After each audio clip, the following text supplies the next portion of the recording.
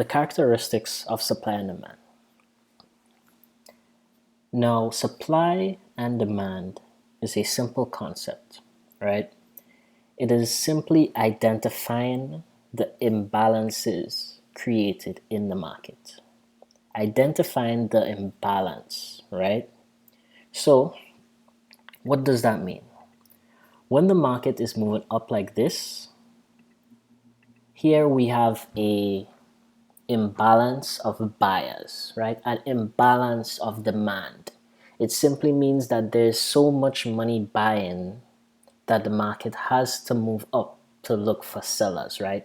There are more buyers than there is sellers in the market. That's the reason why the market moves up. So this is an imbalance, right? Because the buyers and the sellers are not balanced. There are more buyers.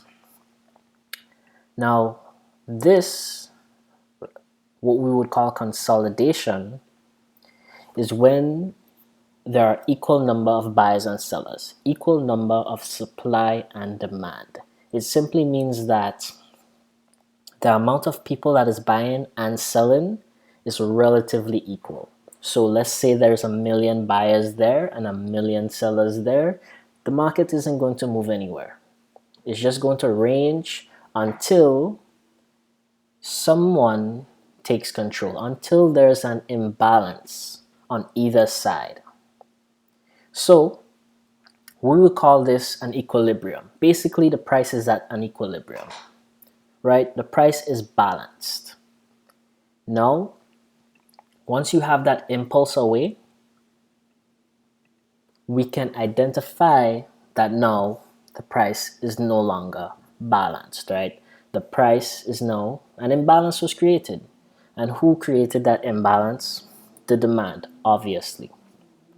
Now, one thing to take into consideration, us retail traders, we don't have enough money to create an imbalance in the market.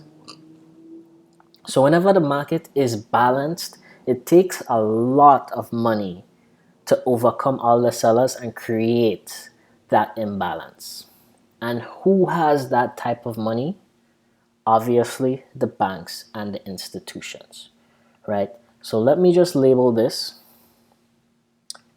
This would be the base, right? The base is where the price is balanced.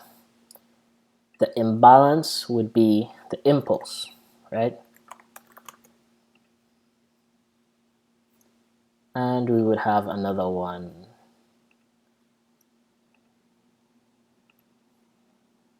right here, right? We would have another one right here. So that's the characteristics of the supply and demand level, right? And you have an impulse, you have a base, you have an impulse, right? You have the price being unbalanced, the price is balanced, and now another imbalance, right? So generally, this is how the levels are formed, right?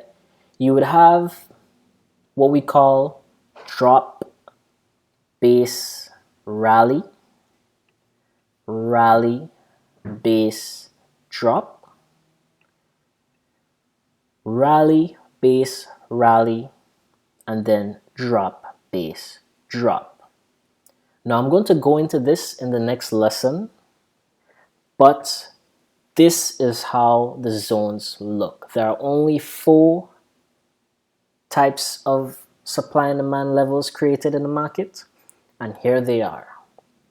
So hop on to the next lesson. Let's dive a little deeper.